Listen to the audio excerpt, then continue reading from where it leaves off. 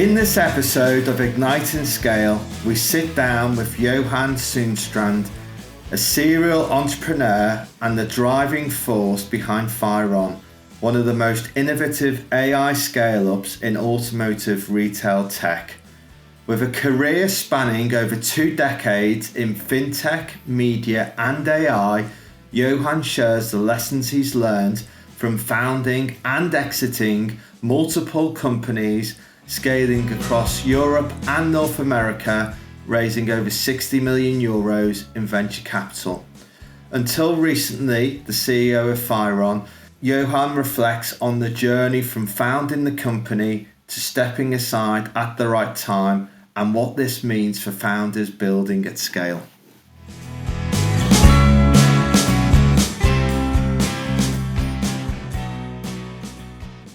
Johan, great to have you on the show.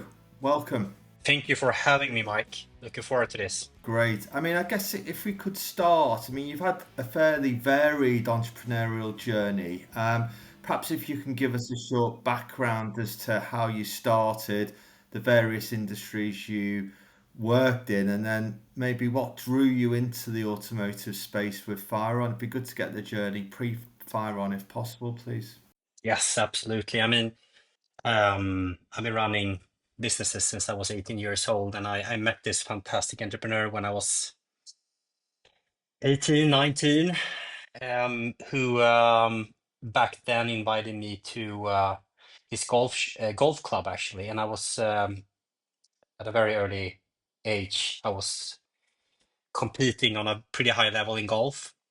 And I met him back then, and he invited me to his golf club and said, "Hey, do you want to run the golf shop over the summer?" I said, "Sure, let's do that." He handed over me the keys, and I then saw that, oh shit, this is the biggest golf shop in Sweden. It's huge, and there is zero golf clubs, clothes. There's no inventory here. It's absolutely empty. So it's up to me to fix. And I was 19 years old, and he gave me everything I ever wanted, all the trust needed, and confidence to build a business and run teams. So I did that for a couple of years. I ended up running the golf club at the end and a pretty large team at 19, 20 years old. That gave me everything I needed to move on in my first entrepreneurial journey. So I then started a company together with other few other friends back then. It was a financial marketing company who helped other businesses within financial industry to market, sell, and launch their products across Sweden and the Nordics. It went pretty successful. We were like 50, 60 employees after a few years. We won a couple of awards for being profitable very early and with a very strong growth rate. And that was basically the first time I really, really, really started to enjoy marketing and sales. I think I learned a lot through my first years within the service industry. Really enjoyed taking care of customers, building relationships, but also making sure that the P&L was healthy and everything around that looked pretty good. Um, yeah, we did that for a few years, or actually 4 or 5 years, and then we also saw that hey, we don't just want to help companies create content, assets, websites, digital ideas. We also gonna help them to sell. So I ended up starting another business, selling and actually marketed financial services and products over phone. That was that was the golden era of cold calling, and I think I learned so much during that era. It was so much fun. We were the fastest growing company in northern Sweden back then. We were almost 100 employees. It took us a year to get there, selling and marketing financial products over phone.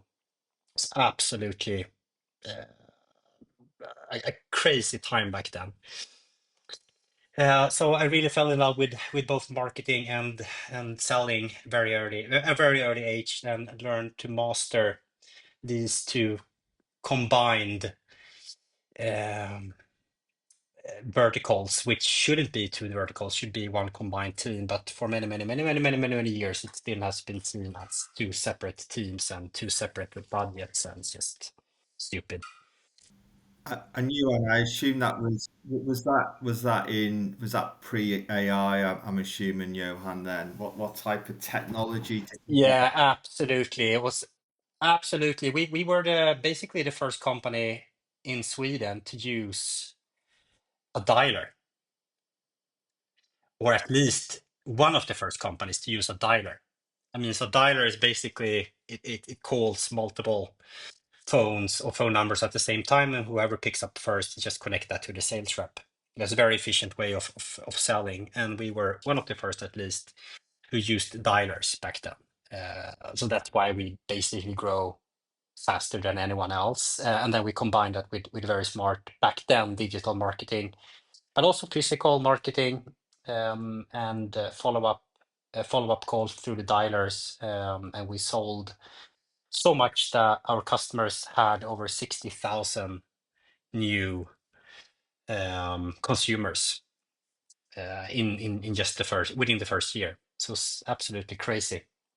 And then we sold that company, and we actually, together with a very close friend of mine, we thought, let's help other businesses grow. Let's help other companies package their products like we did. So we actually started a consultancy company again, and started to help other companies. And then basically during that time, we saw a product which we just couldn't let anyone else run. So we said, let's create a product, a system, a platform that could address one of the biggest challenges within marketing and sales, and that is to target the biggest potential customers you have as a B2B company. Because a lot of marketing back in the days were more or less like spray, and we try to use the same technique as sport fishermen's. So basically, choose a lure. Is that correct pronunciation? Lure. Um, and which is basically for the certain type of fish you want to catch. And so we created a platform that could create content for one certain company that you are trying to sell to. And then we also had a system that could reach these companies through a very smart IP targeting solution. So basically, you could make sure all employees at one specific company saw all your ads uh, with exactly the what type of content that you wanted them to see. So basically, a very efficient way of reaching out to exactly the ones you are trying to target without wasting any money outside that. So we created this platform, one of the first platforms in the world, within that sort of vertical we were in. And lately that was named account-based marketing. And now account-based marketing is very well known as a type of marketing strategy, basically, where you just focus your money on the most important accounts, both existing and new. And that was basically the first time I mean, I used to race cars back in the days, and I love cars, absolutely love everything about cars. But that was basically the first time I started to work with the automotive industry, because we signed so many OEMs who signed a lot of framework agreement with big companies. But I mean, the framework agreement is just a hunting license, right? And these and these big OEMs, they competed with each other within these framework agreements. Because if you were an employee working at Ericsson back then, which was a Swedish company, still a Swedish company, you could choose from 3 cars from Volkswagen, 4 cars from Mercedes, and 3 cars from BMW, and then was up to you as an employee to choose from the frameworks. And if you had a pretty smart way of reaching all the potential and buyers within these companies, we could help them to scale those frameworks agreement. And we had a platform that could do that. So manufacturing and OEMs ended up being our biggest revenue source, and also car dealers, the larger ones in the Nordics. That was really, really the tipping point. And what was it within the automotive space that kind of drew what was it about the automotive space that drew you in, Johan? Was it complexity? Was it love of cars? Was it both? Clearly, you're a problem solver, and the automotive industry is complex and has many problems. Yeah, I would say in terms of the company I used to run back then was called Freya. I mean, that was just a coincidence actually. We tried and find that that's usually what I try to do when I start my business and try to scale it, is try to find revenue as fast as possible and then try to narrow down go-to-market strategy and a vertical. And once you have the perfect fit, both product-wise and targeted addressable market fits that product, you just try to scale as fast as possible, but at the end, just try to source for the best possible outcome from your idea. And we found manufacturing and automotive industry when we tried to develop the product, and find the best way of scaling. And also, this is where we saw the best ROI was from framework agreements. So that was really why. But when I sold that company, I had some time to reflect and saw look back at all the campaigns we did. So many campaigns back then. We basically saw that you can always reach, right? I can reach anyone in the world right now, but it's about how you say it that really creates the engagement. And everyone can create great, cool looking ads, but it's about the content, it's about how you say it. And we saw that if you had videos within your ads, the engagement rate and the lead generation and the all the metrics our customers tried to measure back then was just much better. But the only issue that was pretty cost a lot of money, both resource and also resources to create one video and one campaign. So basically, it was zero inventory of videos out there. But those who had video, they were really skyrocketing. So when I met a few other cool, super good entrepreneurs who had the same experience from running other marketing platforms and consultancy companies, we decided to start Phyron together and address that issue to automate the way assets and especially videos are being produced. And we wanted to do that with automation. And a year after we made that decision, we started to create our own AI models to create the quality. So no designer or agency in between should need to create anything themselves. The system should be able to handle everything. And that was basically the foundation of building Fire. I mean, it might be worth, Johan, clearly you had a vision there using AI video automation to make a single scalable product, but perhaps you could walk us through the Yeah, evolution of the product suite. What was the early go-to-market strategy, and then maybe give us a flavor of some of the milestones that you hit as well during your tenure as CEO there. absolutely. I mean, we were not thinking about the automotive industry, that's for sure. We thought, who needs to automate the most? Who are really struggling with presenting their products? We were thinking about the e-com industry at first. We wanted to help them automate the way the products were displayed with video. And that was basically our first product launch. That was to help e-com companies create unlimited amount of videos for all the products and distribute these videos to their website.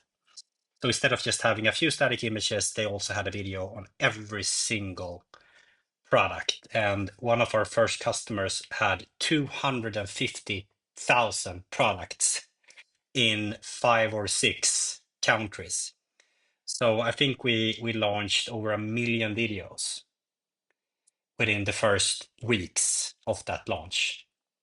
It was pretty cool to do without any latency on the website. But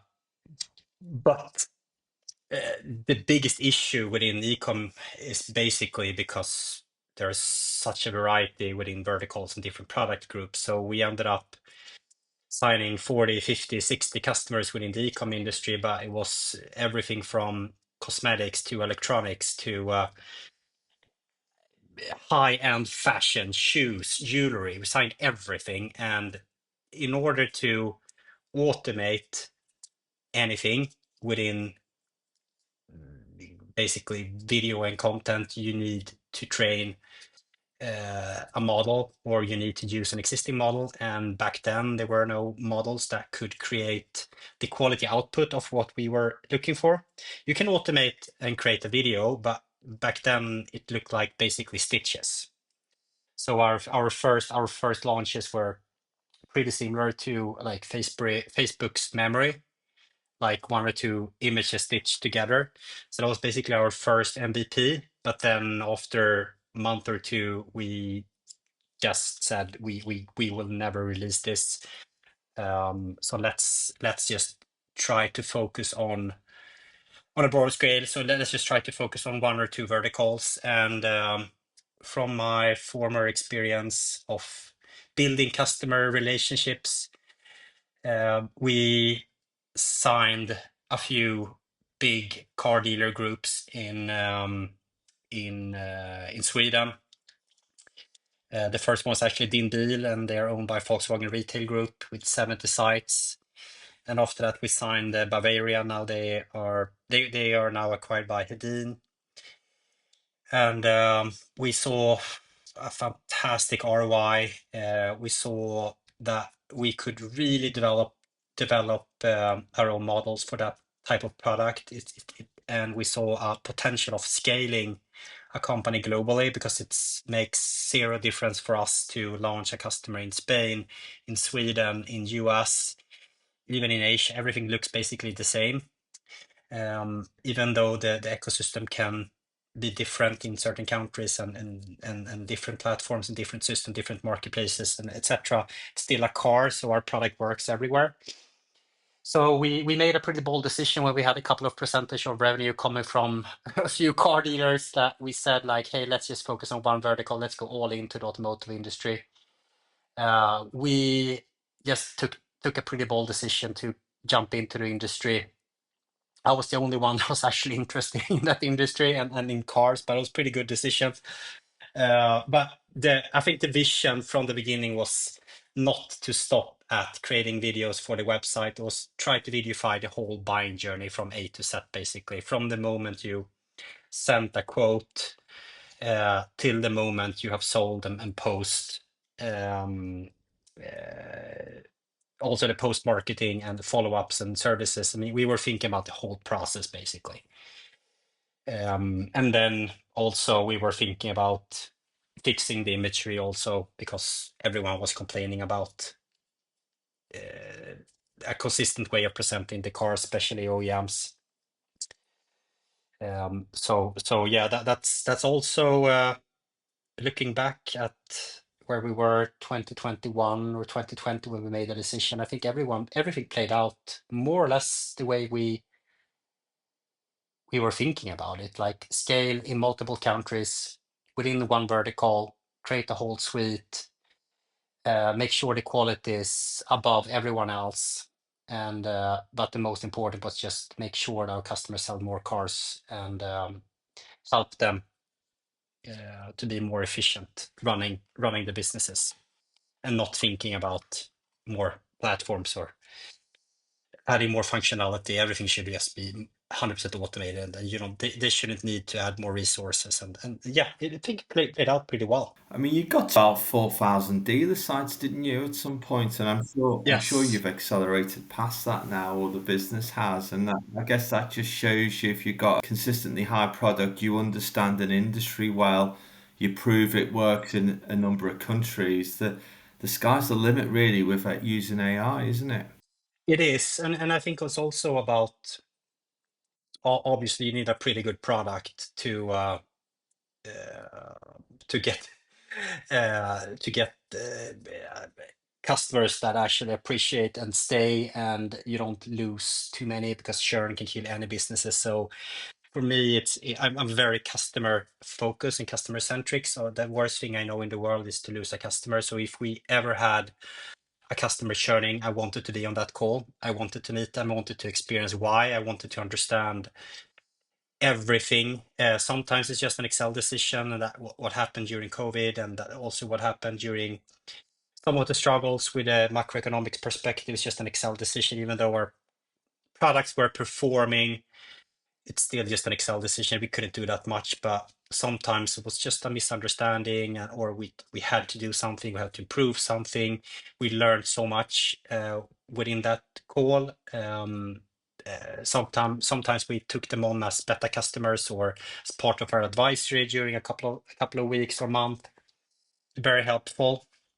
So that's my biggest tip to any entrepreneur: be there, be out there. I was basically the first 20 or 30 customers we signed for Phyron. I took care of them myself. I didn't want anyone else to take care of them. I didn't hire any customer success managers, or I didn't want the sales rep to be able to handle them. So I just took care of everything myself, because if you do, you hear everything.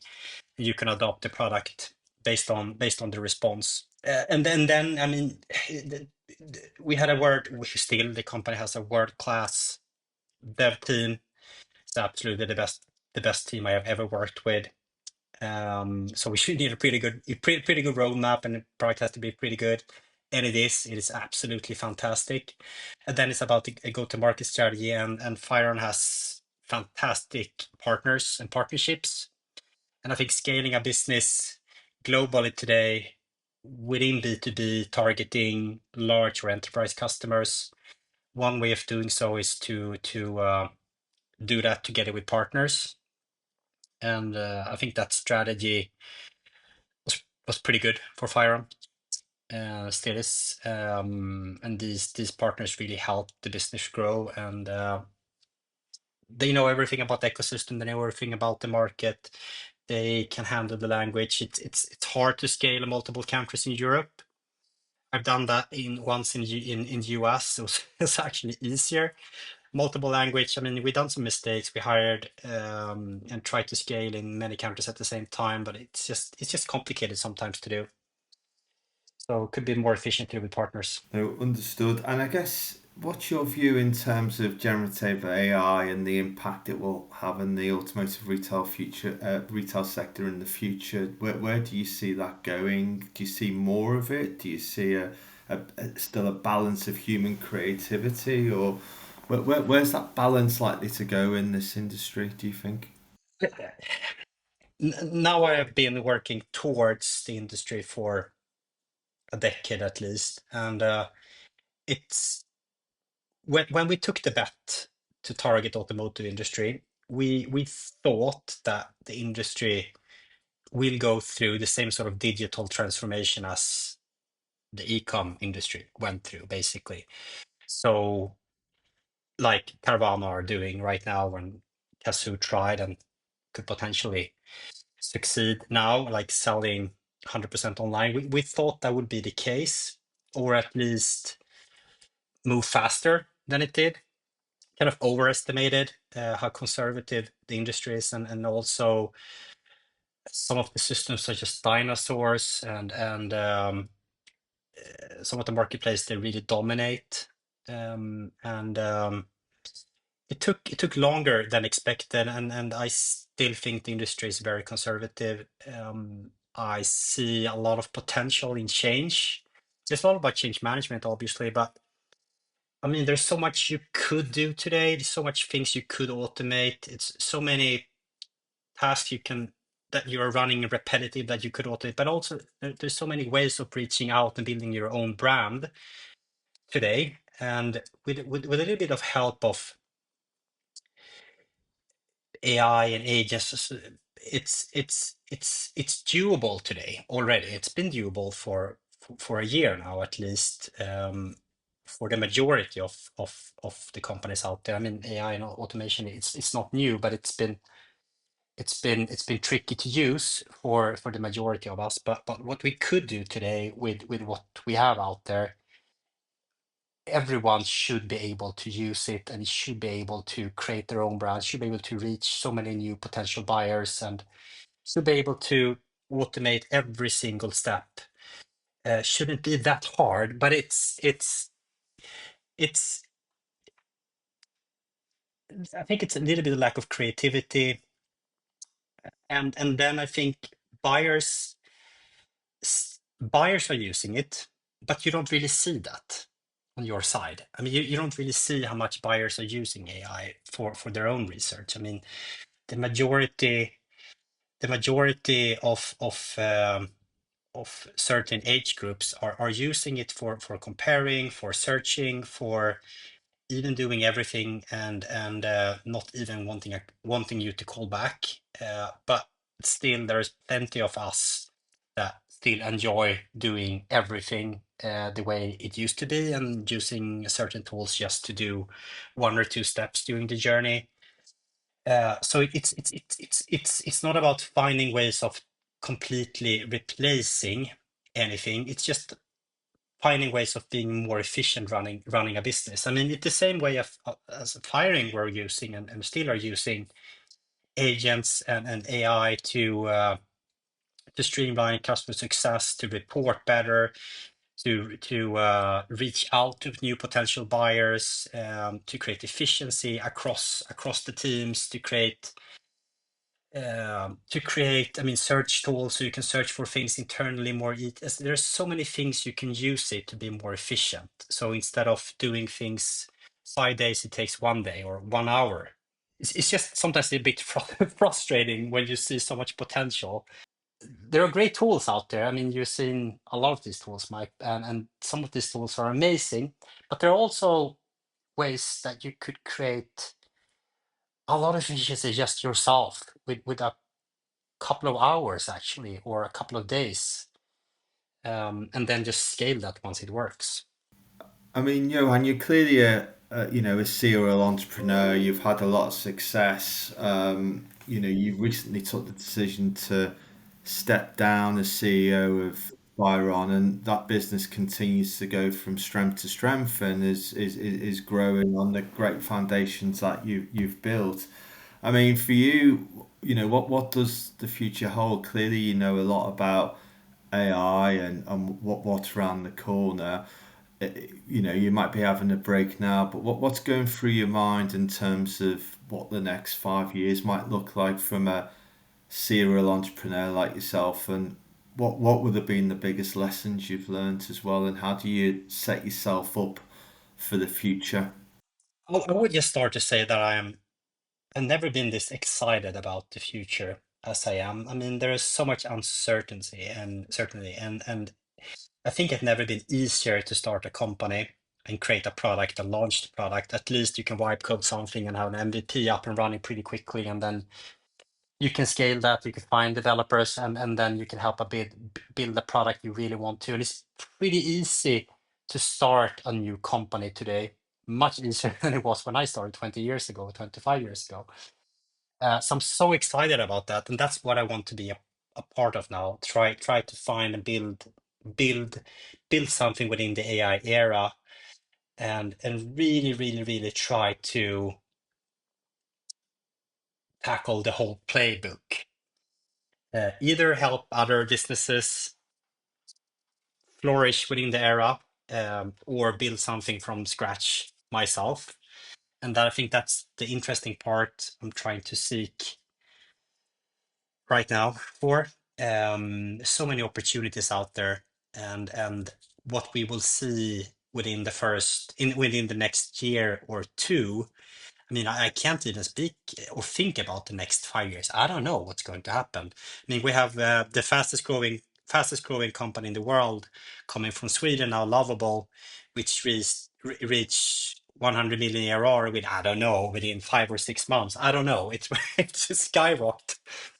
I don't know where they are tomorrow. Probably 200. I don't know. Things are going so fast at the moment, and the whole community of AI and the startup scenery is so exciting to see, and growth rates and what sort of multiples you should look at and what sort of growth rate you should look at is just, I don't know what I will look in a few years. But what's also a bit scary is that I think a lot of companies, and I have seen that, just they started something and then tomorrow it's gone basically because the models, they just updated their own version and sent a couple of thousand of startup out of business because it's now within a 20 pound or euro package.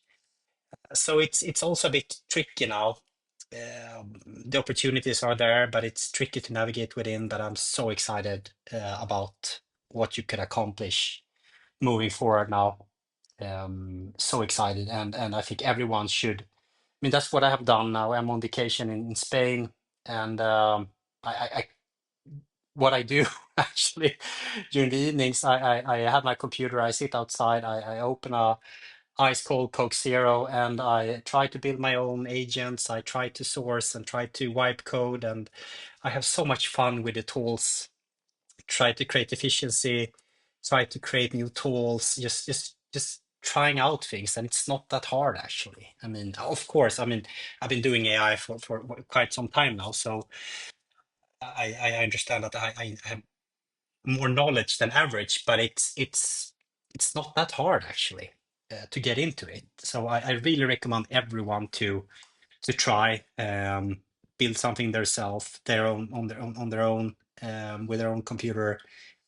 Uh, it's so much fun, and you also learn how you can be more efficient within your own role at work. Even though you're an entrepreneur or not, you can do so much with it.